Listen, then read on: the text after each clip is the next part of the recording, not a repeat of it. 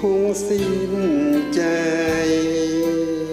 หนาวพอทนได้คงไม่ถึงตายคงวางไว้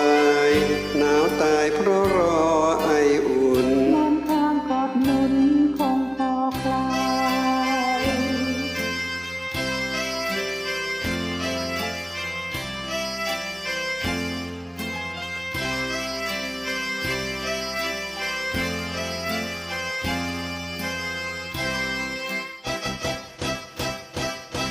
กอดเพียงแต่มอนสั่น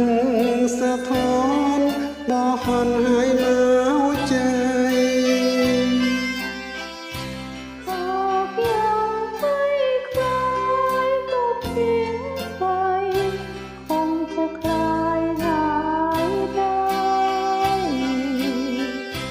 หากหนาวผู้หญิงหาได้มาอิงต้องพึ่งพักพิง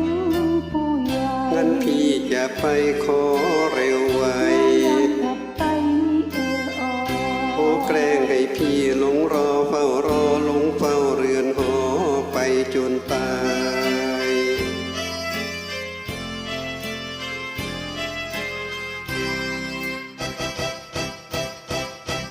กอดเพียงแต่มอนสั่นสะท้อนบ่หันหายหนาวใจหากยังไม่คลายก็ทิ้งไปคงจะคลายหายได้หากหนาวผู้หญิงหาได้มาอิงคงพึ่งพักพิงผู้ใหญ่งั้นพี่จะไปขอเร็วไว